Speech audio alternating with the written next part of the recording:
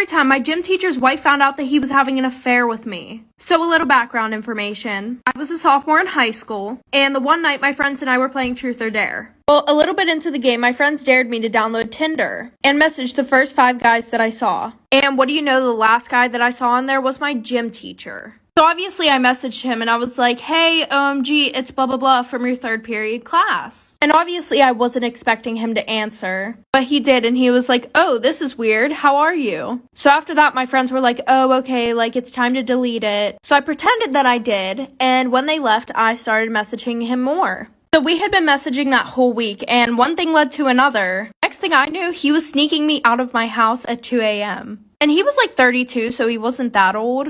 Well, for the next month, we were going to restaurants that were like an hour away. Almost every weekend, he would rent out a hotel for us. Well, the one night his wife was supposed to be out with some friends, so he invited me over like for part 2. Part 2 about how my gym teacher's wife found out that he was having an affair with me. So like I said, his wife was supposed to be gone the whole night because she was at the bar with her friends and they were supposed to get in a hotel. So he invited me over. So we went swimming in his pool, then we did the nasty. Well, a few hours later, him and I were sitting on the couch watching a movie. And his wife kept calling him. But he just kept ignoring it, saying that she was fine and he didn't want to answer the call and ruin our time together. So we go upstairs, lay down to go to sleep. And it's like 4 a.m. at this point.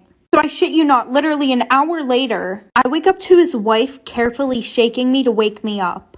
She goes, honey, come downstairs. I don't want to wake him up. He has work tomorrow. And I'm like, what the actual fuck? So I went downstairs and she's like, sit at the table with me. So we're sitting at the table and she's like, I hope that we can keep this quiet. She was like, my husband's done this before. And that she can't have any of her friends knowing or anybody at school because she's a PTA mom. So she offered me money to keep my mouth shut. And then she let me go back upstairs and lay with him. What the fuck? Story time about the girl who was absolutely obsessed with me in high school. So it was my junior year in high school. And I'm just going to tell you guys the first story of how I knew that she was absolutely obsessed with me and wanted to be me. Well, I had been dating this guy for like a month. And I sent him nudes. Well, my nudes got spread around the school.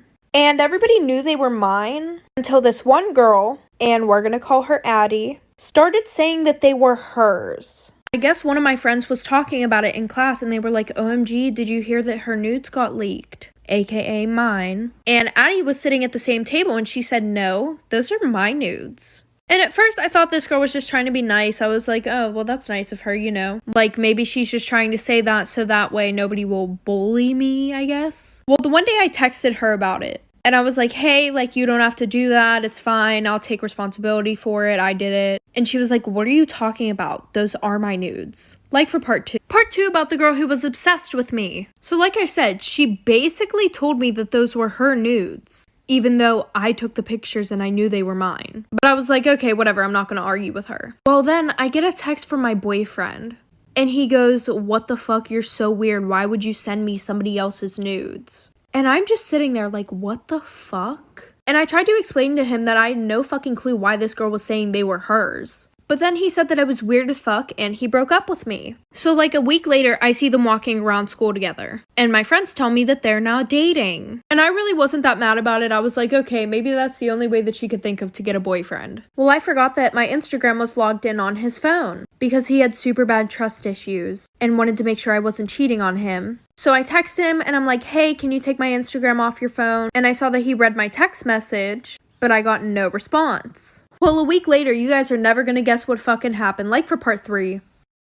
Part 3 about the girl who was obsessed with me. So like I said, I texted him and I got no response back. So I run into him the next day at school. And I'm like, hey, did you get my text? And he's like, text about what?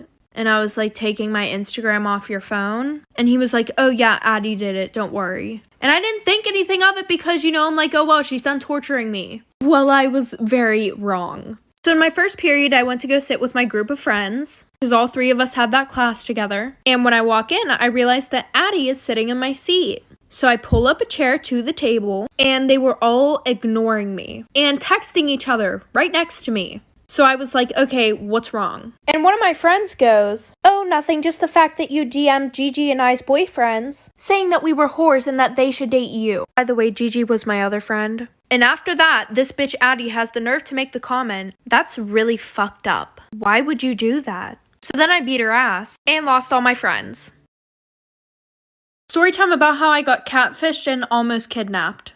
So because I just turned 18, I thought about signing up for a few dating apps. So I did. I matched with this really cute guy named Chris. And we chatted on the app for like 3 weeks back and forth. I would ask him to FaceTime, but he would always make up some lame excuse. P.S. ladies, there's a video dating app coming out soon, so no more lame excuses for sus boys. Anyways, so finally after asking him a bunch of times to hang out, we finally made plans to meet up for dinner. He gave me the address to the place and it was like 20 minutes from where I lived. And he told me that he was going to be wearing a baseball cap, and I told him that I was going to be wearing a white shirt and green jeans. So I took an Uber and got there at like 6 o'clock, but when I got in there, I didn't see anybody with a baseball cap on. While I'm looking around, all of a sudden somebody taps me on the shoulder. So I turn around and it's this older guy wearing a baseball cap, and he goes, "Oh, hi, I'm Chris." So I'm definitely feeling super sus at this point, but I'm too fucking nice to be like, "Ooh, get the fuck away from me." So I figured I might as well get a free meal out of this. So we sat down to eat like for part 2. Okay, part 2 of how I got catfished and almost kidnapped. So we get seated, we ordered our food, and I start talking to him. You know, I was just trying to be nice and finish my meal, but it was literally so creepy. The whole time he's like, "Wow, you're so beautiful. How are you still single? Yada, yada, yada." I honestly just wanted to eat and leave so bad. So here I am texting my friend that I just got fucking catfished. And while I was going in and out of my purse, I dropped my phone on the floor. And I know you're probably thinking, "Oh, why the hell is she telling us that part about the phone?" Well, because I'm pretty sure that he put something in my drink. No, like he 100% put something in my fucking drink. So I hurry up and eat my food and drink my drink because I just wanted to get the hell out of there. And my drink tasted totally fine, like there was no bitterness or anything. So while he was getting the check, I went to the bathroom to call my friend. And as soon as I get into the bathroom, I start feeling so off. And no, it was not my anxiety from sus Chris. I also felt like I was gonna throw up. And my friend wasn't picking up at all. So I tried sharing my location with her, which I usually never do, like for part 3.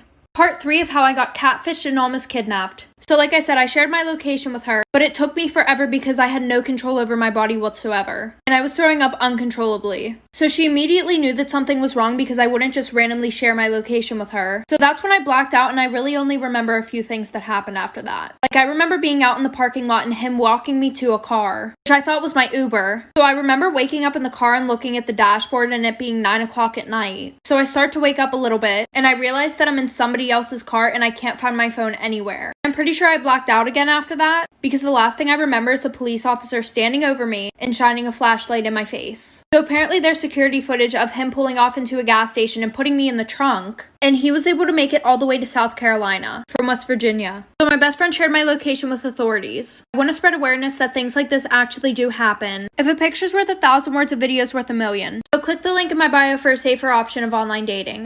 Love you guys. Story time about how I found out that my boyfriend was trying to get with another girl on Valentine's Day. Okay, there's a lot that goes into this story time, so let me break it down for you real quick.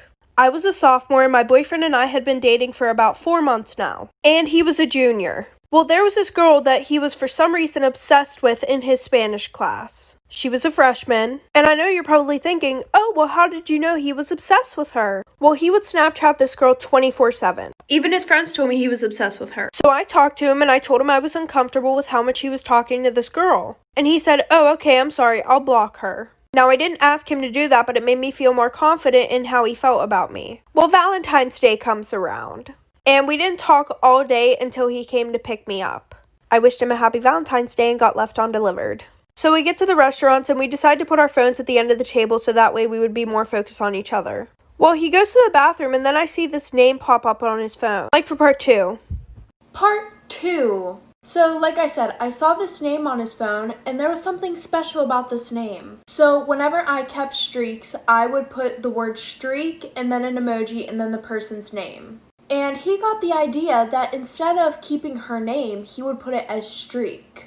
So I was like, that's really fucking weird. And at first I was like, what the fuck? So I opened his phone, and what do you know? It's from that girl. And she was replying back to a big paragraph that he sent her. And we had school that same day. So at 6:30 in the morning, this girl got a big paragraph from my boyfriend about how she's such a beautiful, amazing girl, and that she deserves somebody who's gonna take her out and buy her flowers and stuff. And how if she wanted to go out to dinner, let him know. He took an extremely long time in the bathroom, so the waiter came to our table. So I ordered $300 worth of food for myself. So when he came back, I told him that I had to go call my mom, and I left. And he was stuck with a $400 bill.